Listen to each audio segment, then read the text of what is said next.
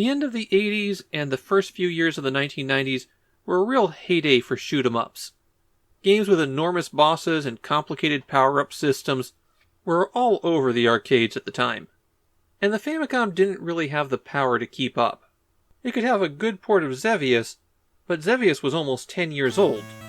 So while the PC Engine and the Mega Drive were being flooded by really fantastic shoot-'em-ups, they barely showed up on the Famicom after we left that era of early arcade games. Image Fight isn't quite the last port of an arcade shoot-'em-up to the Famicom, but it's close. And while it isn't the strongest port in the world, I do think it reflects the original arcade game pretty well. Image Fight in the arcade was Irem's attempt to get a piece of that shoot-'em-up pie, and while I think it's a decent game, it got heavily overshadowed by the big boys that were being released at the time. In the Famicom version, the B button fires your main gun, while the A button cycles your speed. There is no rapid fire in this game, and a lot of the regular enemies take a ton of hits to destroy, so a rapid fire controller is really recommended here. There's 4 levels of speed, and personally I found level 3 to be the most comfortable. Image Fight has 8 stages, if you play well, and a 9th extra hard stage if you haven't. The way that works is that the first 5 stages are supposed to be a simulation, fighting an image before you go off to the real battle.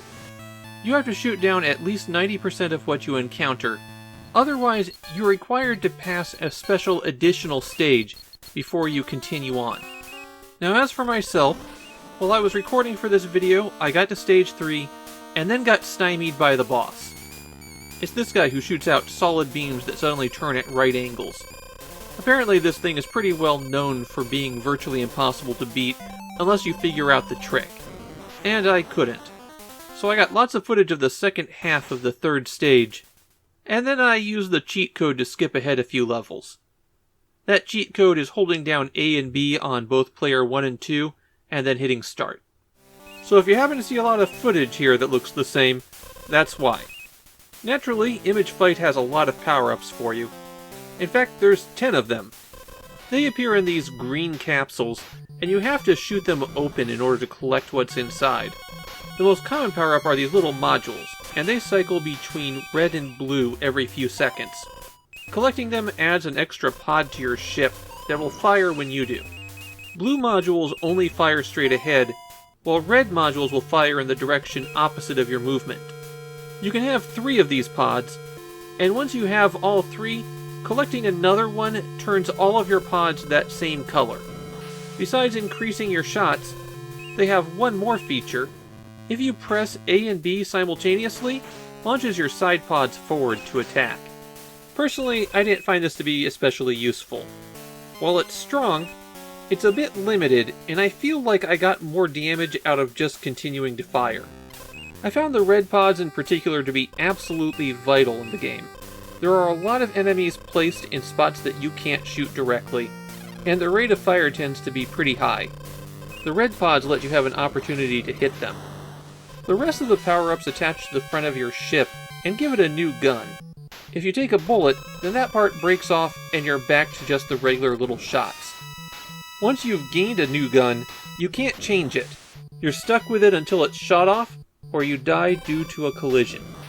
Some of these power-ups don't show up until very late in the game, so I didn't get to see all of them while I was recording. The ring laser and the drill lasers both fire directly out in front of you.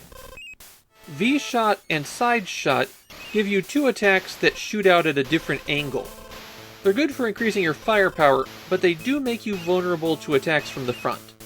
The homing missiles look like they could be pretty good, but I found that they tended to get stuck on terrain.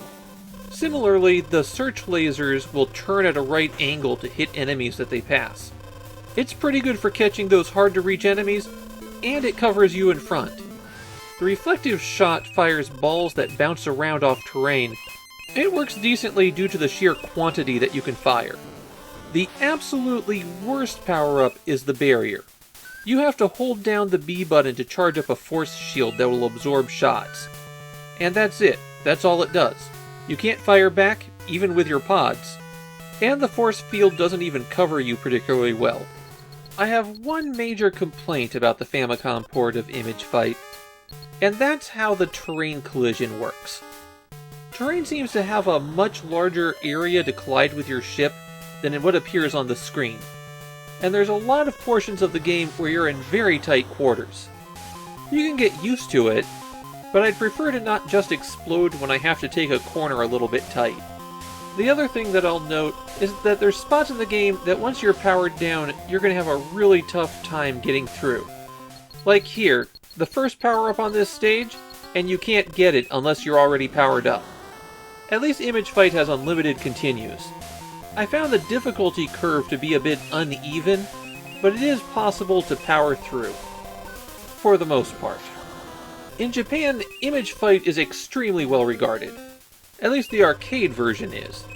The Famicom version seems to have had a more muted response. But it was still a game that people have fond memories of. In fact, it got a sequel a few years after this. That one's only for the PC Engine Super CD, though. I find that Image Fight is a good game that's let down a bit by a weaker port.